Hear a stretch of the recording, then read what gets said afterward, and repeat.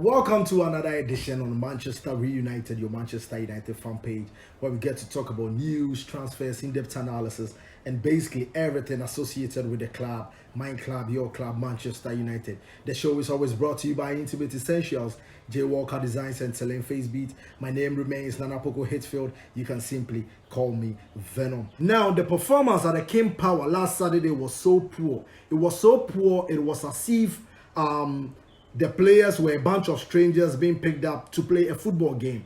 And that is not what we want in a Manchester United team. Now, I've been one of the added supporters of Ole Gunnar Solskjaer, but for the first time in a long while, I felt this is the time Ole Gunnar Solskjaer needs to leave Manchester United. Now, don't get me wrong, he's done fantastically at the club since he joined. From where we were to where we are now, we are in a much better place than we were when he took over. Now, if you've been following this channel for quite some time now, I said this a couple of videos back, that even if Ole Gunnar Solskjaer is not successful as a Manchester United manager, his successor will win so many trophies because he's laid the groundworks or the cornerstone for success in the future. But unfortunately, his reign at the club reminds me so much of Lampard's time at Chelsea, where he was given world-class players to work with and he couldn't get the best out of the team. And that is what I feel is happening to Ole Gunnar Solskjaer right now. There are so many world-class players and yet he's finding it very difficult to fit them into a system that is going to work well as a team. The cohesion, the tactics that will be on display, that is where he's found wanted. Now, forgive me if you hear bird chirpings all over the place. I'm at home and I'm trying to make this video, so please forgive me on that regard. So the defeat on Saturday means that we've played a total number of 11 games. We've won 5, lost 4, and drawn 2.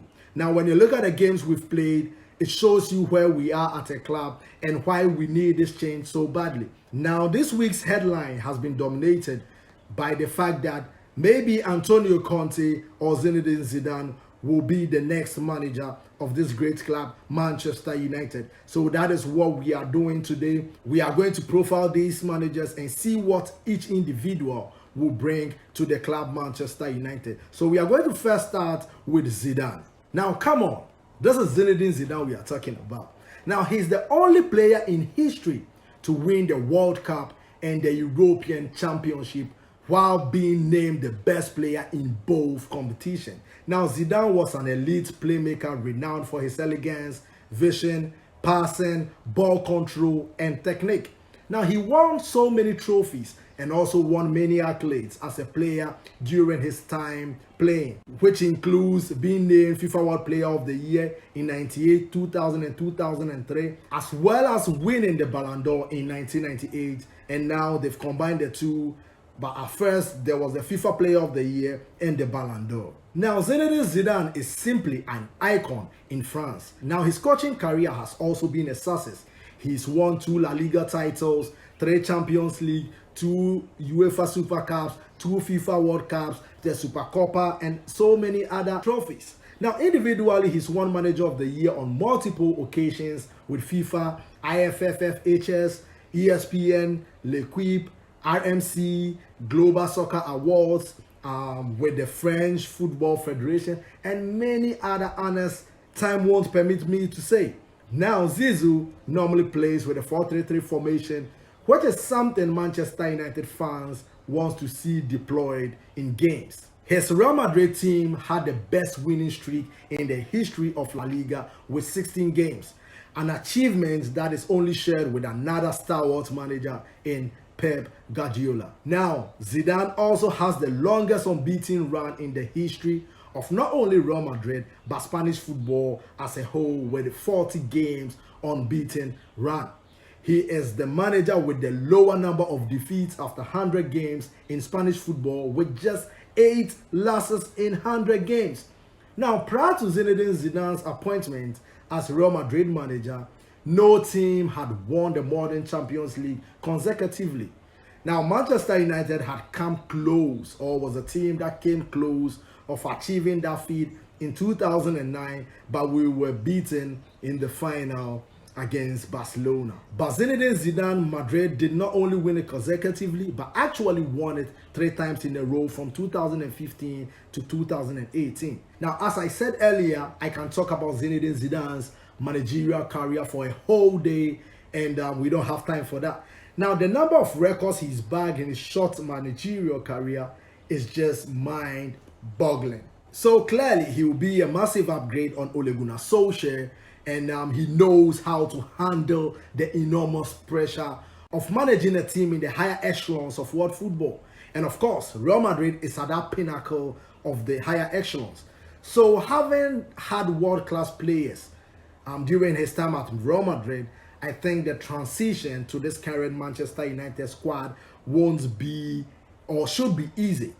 Now, the downside to Zinedine Zidane's appointment is the fact that he has never managed any other team apart from Real Madrid.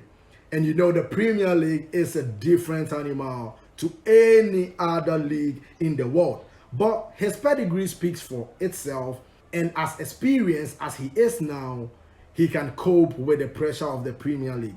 Now, Roberto Mancini, Carlo Ancelotti, Conte, Pep Guardiola, Jurgen Klopp, and Thomas Tuchel are prime examples of managers who have embraced the difficulties of the Premier League and coped perfectly.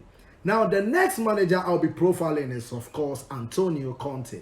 Now, most people don't actually know it, but Conte and Zidane played together at Juventus. Now, in fact, Antonio Conte was the captain of Juventus when they won the Champions League 2-4 on penalties against Ajax in 1996. Now, as a player, he won the Serie A 5 times, the Champions League, UEFA Cup, Intercontinental Cup, Coppa Italia, and a few more trophies. Now, he finished as runners-up with Italy both at the World Cup in 1994 and the Euros in 2000. Now, people see the success of Juventus now and reckon how good of a team they are. It's quite unfortunate they've not capped that dominance by winning the Champions League. Now, prior to Antonio Conte joining Juventus in 2011, the club hadn't won the Serie A since 2003. Now, I've always credited their rise to him because he won the first 4 of their 9 consecutive league titles, setting the cornerstone for future successes. Now, he sticks with his traditional 3-5-2, which has brought him an incredible number of successes. Just like Zinedine Zidane, he's also won Manager of the Year on multiple occasions in Serie A, the Premier League, IFFHS, the Gazette Sports Award, the LMA, the Globe Soccer Awards, and a few more other accolades. What I really like about Conte is his passion for the game. How animated he is at the touchline impresses me a lot. Now, he's always shouting instructions to get players into shape, and I think it's kind of motivating when you see your manager shouting at you in the 88th minute or something whilst you are 3-0 up. It shows how much of a serial winner your manager is, and I think that transcends to you as well. Now, he's certainly not afraid to make big calls, and that is a hallmark of a great manager or coach. Now, just imagine the sight of Antonio Conte running into the fans after a late Cristiano Ronaldo goal at Old Trafford. That will ultimately bring the roof down. Now, he's simply a tactician, and he's somebody who I massively respect, and I think he will improve this team very well. Now, the plus side of his appointment is that he already knows the Premier League, having won the FA Cup and the league title during his stint at Chelsea. Now, one may say the only disadvantage of having Antonio Conte is the fact that he doesn't stay at a particular place for too long. And what he does is, after 3 years or so, he leaves the club. So I think that is the only downside to it. So there you have it. Which of these 2 great managers would you like to see replacing Ole Gunnar Solskjaer at Old Trafford? Let me know in the comment section below, and I hope and I'm hoping that we get a win in the Champions League against Atalanta tomorrow at Old Trafford. Please don't forget to like our page if you are watching on Facebook and Instagram, and please do subscribe to our channel at Manchester Reunited on YouTube. As always, the show was brought to you by Intimate Essentials, J. Walker Design Center in Facebook, See you another time for more exciting stats and news about our darling club, Manchester United. Manchester reunited. We are reunited for the Red Devil inside us. Glory, glory, Man United.